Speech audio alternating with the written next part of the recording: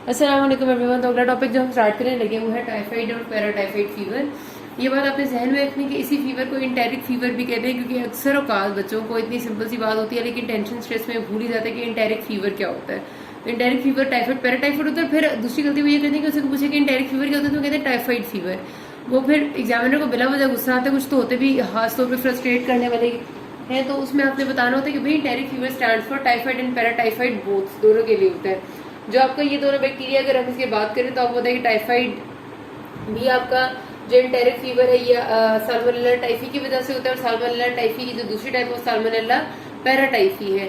तो salmonella typhi और paratyphi जो आपको बुखार करते हैं वो टाइफाइड या पैराटाइफाइड होते हैं, जिसको एंटेरिक फीवर भी कहते हैं। उसकी वजह ये होती है, एंटेरिक का वर्ड हम नॉर्मली गट के लिए इस्तेमाल करते हैं क्योंकि ये आपका जो बैक्टीरिया ये जाके आपके जीआईटी के स्मॉल इंटेस्टिन में सेटल हो जाता है, या फिर ये गॉल ब्लैडर में जाके क्रॉनिकली सेटल हो सकता है। तो क्योंकि इसमें जीआईटी की इन्वॉल्वमेंट हो रही है इस वजह से इसको इंटेरिक फीवर भी कहते हैं। ठीक है, स्मॉल इंटेस्टिन में क्या करते हैं, पायरिस पैचेस में घुसता है। पायरिस पैच अब होता है कि स्मॉल इंटेस्टिन में अल्लाह ताला ने जो आपकी म्यूकोजा की लेयर है, म्यूकोजा के पीछे जो लेमिना प्रोप्रिया है आपका, आपको पता है म्यूकोजा होता है, फिर सब म्यूकोजा होता है, फिर उसके साथ जो म्यूकोजा की लेयर है उसके पास होता है एपिथेलियम एंड लेमिना प्रोप्रिया। उस लेमिना प्रोप्रिया में अल्लाह ताला ने हमें दिया पूरा एक लिम्फेटिक सिस्टम जिसको पायरिस पैचेस कहते हैं, जो कि किसी भी ऑर्गेनिज्म से किसी भी बैक्टीरिया से लड़ने के काबिल होता है। तो वो जो पायरिस पैचेस का सिस्टम है, अगर उसमें जाके बैक्टीरिया सेटल हो जाते हैं तो वहां पर ये अल्सरेशन करता है, वो अल्सर फिर हील हो जाता है। ऐसा नहीं कि क्रॉनिक अल्सर्स कर देते, लेकिन उधर सेटल होने की वजह से ये कुछ एब्डोमिनल सिम्टम्स करता है, एब्डोमिनल पेन, कॉन्स्टिपेशन या डायरिया, तो इसलिए इसको इंटेरिक कहते हैं। और दूसरा जब क्रॉनिक होना होता है टाइफाइड फीवर ने तो ये जाके गॉल ब्लैडर में भी सेटल हो सकता है। वो गॉल ब्लैडर में सेटल हुआ बैक्टीरिया एसिम्टोमेटिक रहता है और वो आपकी जीआईटी के साथ शेड होता रहता है, मतलब आप जब पेशेंट स्टूल पास करेगा वो साथ साथ निकलेगा, ठीक है, लेकिन पेशेंट एसिम्टोमेटिक होगा। तो वो एक कैरियर स्टेज होती है जिसमें वो दूसरों को इन्फेक्शन फैला रहा होता है और पता भी नहीं चलता। और इसी से टाइफाइड मैरी की कहानी थी, जिससे पहली बार टाइफाइड डायग्नोस हुआ था, और उसके बाद फिर आपको पता है कि एक लंबी कहानी चली थी कि वो किस तरह से उसने वो इन्फेक्शन कितने सालों तक बहुत सारे लोगों को फैलता रहा, फिर आखिर का वो डायग्नोस हुई एंड वगैरह वगैरह, उसकी जरूरत नहीं है। हम करते हैं कि चीज पे कि क्लिनिकली ये कैसे प्रेजेंट करते हैं, तो आपने याद रखना है इसका आपके पास बार बार जो डायग्नोसिस आता है टाइफाइड का बहुत सिंपल होता है। सिंपल पेशेंट में सिंपलेस्ट जो आ सकता है ना वो ये कि इसका जो फर्स्ट वीक है, फर्स्ट वीक में जब भी प्रेजेंट करते हैं टाइफाइड फीवर तो आपका फीवर होगा वो भी स्टेप लैडर पैटर्न का फीवर होगा। ठीक है, स्टेप लैडर पैटर्न का मतलब है कि आहिस्ता आहिस्ता बढ़ता जाता है फीवर, स्टेप जिस तरह आप सीढ़ियां चढ़ते हैं उस तरह से बढ़ता जाता है और वो बेस लाइन को टच नहीं करता। ठीक है, रात के वक्त पेशेंट्स कहते हैं कि उनका बुखार कुछ कहते हैं कि ठीक हो जाता है, कुछ कहते हैं कि रात को ज्यादा होता है, लेकिन स्टेप लैडर होता है उसकी नेचर, और वो कुछ भी होगा बेस लाइन को टच नहीं करेगा। अगर ये आपकी बेस लाइन है जिसका मतलब है कि नॉर्मल बॉडी टेम्परेचर है और ये आपका बुखार ऐसे शुरू हो रहा है, बुखार ऐसे ऐसे ऐसे ऐसे ऊपर आता है फिर नीचे आता है, लेकिन जीरो नहीं होता है, फिर ऊपर आता है फिर नीचे आता है, बिल्कुल ठीक नहीं होता। इस तरह ये आपका पूरा का पूरा टाइम पैटर्न शो करता है। ठीक है, ये बुखार का करेक्टरिस्टिक फीचर। उसके साथ बुखार के साथ पेशेंट को क्या होता है, पेशेंट्स को ना अक्सर फर्स्ट वीक में कॉन्स्टिपेशन की कंप्लेन होती है, जो कि आपके पास सिनेरियो में वो दे भी सकते हैं और नहीं भी दे सकते, क्योंकि कॉन्स्टिपेशन अक्सर अननोटिस चली जाती है क्योंकि बहुत सिवियर नहीं होती। ठीक है,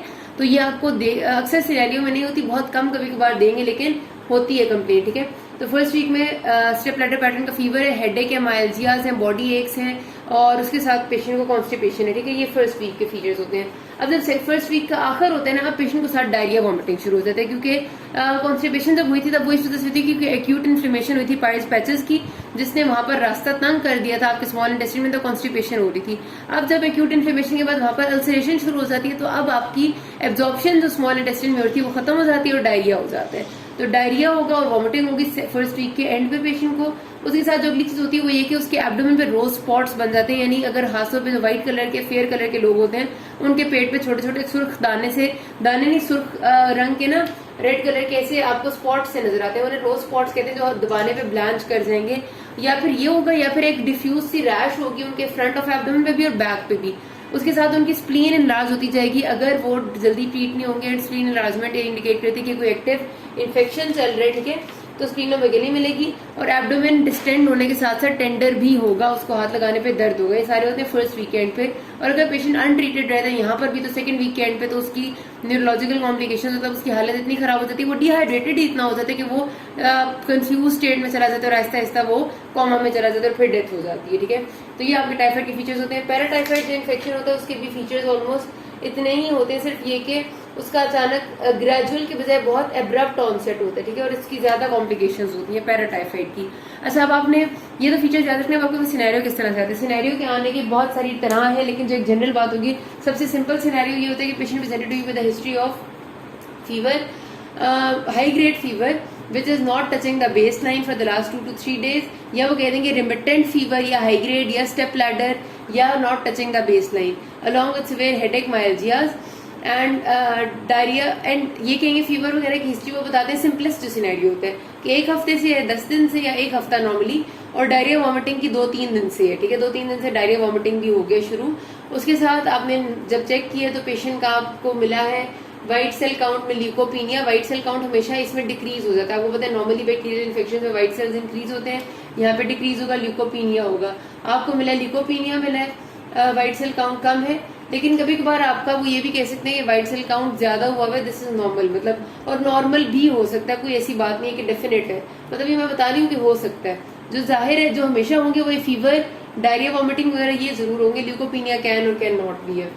उसके अलावा ब्लड प्रेशर नॉर्मल होगा, पल्स हमेशा थोड़ी सी ज्यादा होगी। बुक में आपको लिखा हुआ मिलेगा कि इन पेशेंट्स को होता है ब्रेडिकार्डिया, पल्स इनकी डिक्रीज होती है, लेकिन जितने भी सिनेरियोज आते हैं हमेशा मैंने ये देखा कि वो पल्स रेट आपको थोड़ा ज्यादा ही बताते हैं, नॉर्मल बताते हैं, ज्यादा बताते हैं, 80 बताएंगे, 100 बताएंगे, 105 बताएंगे, तो वो ज्यादा ही होता है तकरीबन हमेशा।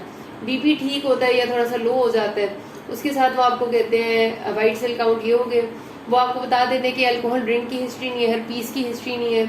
उसके साथ और क्या चीज होती है, RFTs नॉर्मल है, LFTs की भी कोई खास नहीं होती, नॉर्मल है। कभी कभार स्प्लीनोमेगाली बता देते हैं, कभी नहीं बताते। अब अगर आपके पास कोई ऐसा सिनेरियो है जिसमें पेशेंट को सिर्फ फीवर है, हेडेक, माइल्जियाज या फीवर स्टेप लैडर है, बेसलाइन टच नहीं कर रहा, डायरिया वॉमिटिंग है या नहीं है, इसमें आपने टाइफाइड ही लिखना है। हाली फीवर और इस तरह की चीजें और किसी भी इन्फेक्शन में नहीं आती, आपके पास ऐसा कोई इन्फेक्शन नहीं आता, आपको टाइफाइड आता है। फिर अगर बेहतर सिनेरियो आएगा जिसमें डायग्नोसिस इजी हो जाता है, उसमें फिर आपको मजीद चीजें जिसमें बताएंगे, वो आपसे कहेंगे कि पेशेंट को फीवर था, स्टेप लैडर था, उसको शुरू में कॉन्स्टिपेशन थी, अब डायरिया वॉमिटिंग हो गई है, एब्डोमेन पे रोज स्पॉट्स हैं या डिफ्यूज रैश है, स्प्लीनोमेगाली भी है, और ब्लड सेल काउंट्स में व्हाइट सेल इतना है, प्लेटलेट्स नॉर्मल है, हीमोग्लोबिन भी नॉर्मल है, बीपी इतना है, पल्स ज्यादा है, बीपी जो मैंने बता दिया नॉर्मल ही होता है, तो अब क्या है, तो इसमें भी आपका ज़ाहिर टाइफाइड ही है। तो अगर सारे फीचर्स आ जाएंगे तो भी टाइफाइड होगा, अगर वो आपको 2-3 चीजें बताते हैं, सिर्फ फीवर का बताते हैं, तो भी टाइफाइड ही होगा। खाली फीवर और किसी भी डिजीज में प्रेजेंट नहीं करेगा, याद रखना, और किसी में भी प्रेजेंट नहीं करेगा। उसकी अगर कोई और होगा तो वो उस डिजीज का करेक्टरिस्टिक फीचर बताएंगे। अगर आपको सिर्फ फीवर और हेडेक, माइल्जियाज और अर्जियाज वगैरह तो वो टाइफाइड है। ठीक हो गया। अब आ जाता है इसकी कॉम्प्लिकेशंस क्या है, क्योंकि आपके पास जितनी दफा सिनेरियो आया है हमेशा उन्होंने दूसरा सवाल किया कि इसकी कॉम्प्लिकेशंस बताएं, तो आपने ये इन्हीं हेडिंग्स में लिखनी है, जो 4 यहाँ मैंने लिखी हुई है, इन्हीं के अंदर आपने लिखना है।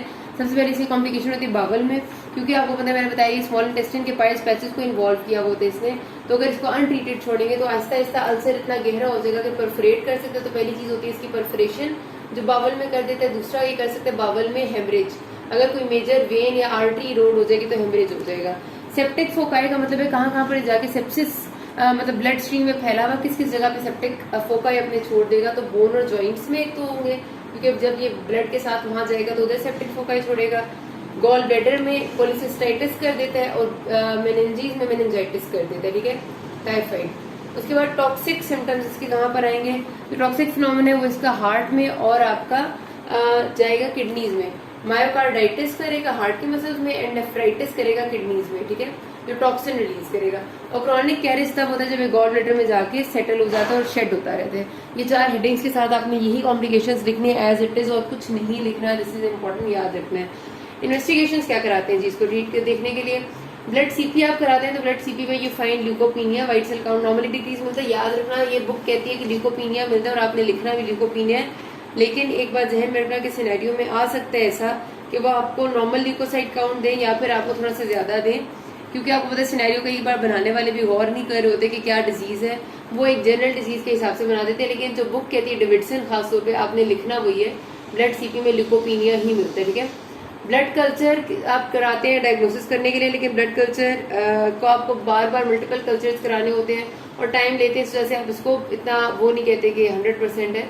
स्टूल कल्चर इसलिए क्योंकि स्टूल में शेड होता है, तो इसलिए स्टूल कल्चर आपके बहुत अच्छे 2nd और 3rd वीक में डायग्नोसिस बना देते हैं। 1st वीक में डायग्नोसिस ब्लड कल्चर से होता है। उसके अलावा विडाल टेस्ट पहले करते होते थे। विडाल टेस्ट में क्या करते हैं हम बेसिकली कि इसके ना डिफरेंट एंटीजन होते हैं। ओ एंटीजन होता है, एच एंटीजन होता है टाइफाइड का, तो जो उस एंटीजन के अगेंस्ट एंटीबॉडीज होती है ना वो विडाल टेस्ट में डिटेक्ट करते हैं, लेकिन इसकी सेंसिटिविटी बहुत कम है, इसलिए अब ये नहीं कराया जाता। इसी तरह बेहतर टेस्ट है Typhi dot test. Typhi dot test में आईजीएम एंड आईजीजी एंटीबॉडीज जो टाइफाइड की हैं वो चेक की जाती हैं और इसका रिजल्ट भी बहुत जल्दी आ जाता है। ये टेस्ट आजकल डायग्नोस्टिक होता है हमारी लैब्स में। अगर आईजीएम या आईजीजी किसी के पॉजिटिव आ जाती है तो he is considered as typhoid positive. फिर उसमें आप कल्चर करा के देख लें तो आपको ज्यादा पता चल जाएगा। अब मैनेजमेंट के लिए वैसे तो कहा जाता है कि कल्चर और सेंसिटिविटी की भी रिपोर्ट के हिसाब से की जाए, लेकिन हमारे यहाँ ऑनेस्टली क्लिनिकल प्रैक्टिस में टाइफाइड क्योंकि इतना कॉमन है कि हर बंदे की कल्चर सेंसिटिविटी बिल्कुल भी नहीं कराई जाती। हाँ ये जरूर है कि अगर कोई रेजिस्टेंट है ट्रीटमेंट से तो फिर करा लेते हैं, वरना नहीं कराते। अब वही बात है कि टेक्स्ट में लिखा हुआ ये है कि फर्स्ट लाइन ट्रीटमेंट आपकी इन ड्रग्स से है, लेकिन ये बात मैं अब फिर आपको बता दूं कि क्लिनिकल प्रैक्टिस में बिल्कुल भी अब ये फर्स्ट लाइन में नहीं दी जाती, क्योंकि इनके खिलाफ रेजिस्टेंस इतनी ज्यादा है कि हम पहले पेशेंट को 5 दिन ये दें, फिर पेशेंट ठीक ना हो, उसकी हालत और खराब हो, फिर हम अगली पे शिफ्ट करें। हम डायरेक्ट फ्लोरोक्विनोलोन से स्टार्ट करते हैं। तो आजकल जो क्लिनिकल प्रैक्टिस में फर्स्ट लाइन ट्रीटमेंट है टाइफाइड फीवर की वो फ्लोरोक्विनोलोन है, सिप्रोफ्लॉक्सासिन से स्टार्ट किया जाता है, लेकिन लिखने में आपने ये लिखना है और आप ये लिख लेंगे साथ के क्लोरामफेनिकोल, एम्पिसिलिन या cotrimoxazole were considered as first line treatment, but now widespread resistance has been emerged against these drugs. ठीक है, तो इस वजह से अब इनको ज्यादा इस्तेमाल नहीं किया जाता। क्लोरामफेनिकोल 500 मिलीग्राम 4 टाइम्स डेली देनी होती थी, एम्पिसिलिन 750 मिलीग्राम 4 टाइम्स होती है, ये 2 टैबलेट्स होती है, आईवी आप दे देते हैं कोट्रिमोक्साजोल की, ठीक है, बीडी डोज में यानी 2 दफा दिन में। तो बहरहाल डोजेस इनकी याद रखने की जरूरत नहीं है, आपसे कोई भी नहीं पूछेगा। फ्लोरोक्विनोलोन्स की आप जरूर याद रखें। फ्लोरोक्विनोलोन की है भी आसान और आपको इस्तेमाल भी जनरल लाइफ में होगी, क्योंकि हम सिप्रोफ्लॉक्सासिन ही देते हैं इन पेशेंट्स को। आजकल जो चल रही है सिप्रोफ्लॉक्सासिन 500 मिलीग्राम बीडी डोज में, यानी कि सुबह शाम दिन में 2 दफा फॉर 7 डेज एटलीस्ट देते हैं खाने के लिए, और उसके बाद रिस्पॉन्स देखते हैं कि कैसा आ रहा है। ठीक है, तो ये आपकी आजकल फर्स्ट लाइन ट्रीटमेंट है। वो लोग जो इससे भी रेजिस्टेंट है उसमें हम ब्रॉड स्पेक्ट्रम सेफलोस्पोरिन्स देने की कोशिश करते हैं, लेकिन नॉर्मली इसके साइड इफेक्ट्स ज्यादा है और इसमें इतना स्पेक्ट्रम कवर नहीं होता, इसलिए इसको भी हम छोड़ के एजिथ्रोमाइसिन 1 ग्राम वंस डेली अगर आप कर दो ना तो वो इससे बहुत बेहतर होता है। या फिर इवन एजिथ्रोमाइसिन हमेशा 500 मिलीग्राम वंस डेली होती है, इससे ज्यादा नहीं करते, एडवर्स इफेक्ट्स आते हैं। एजिथ्रोमाइसिन जब भी आप देंगे, आपको पता है कोविड है आजकल, एजिथ्रोमाइसिन बहुत दी जाती है, तो उसकी जो मैक्सिमम डोज होती है 500 मिलीग्राम वंस डेली की ही होती है, इससे ज्यादा देने का फायदा नहीं होता और आप देते भी नहीं है, इससे काफी अच्छा इफेक्ट आता है। तो जो हमारी ट्रीटमेंट आजकल चलती है वो ये या ये होती है। और अगर किसी पेशेंट का क्रॉनिक कैरेज स्टेज है, मतलब वो हमें आईजीजी पॉजिटिव मिली है, वो कब से सालों से कह रहे हैं या महीनों से, तो उसको आपने 4 हफ्ते की ट्रीटमेंट लाजमी देनी है। ये लोग तो 1 हफ्ते की ट्रीटमेंट से भी सेटल हो जाते हैं, यहाँ पर 7 डेज का मिनिमम ट्रीटमेंट टाइम है, लेकिन क्रॉनिक कैरियर में 4 हफ्ते की ट्रीटमेंट है सिप्रोफ्लॉक्सासिन से। तो यहाँ पर बात खत्म हो जाती है। किसी को कोई भी मसला हुआ है कि थैंक यू।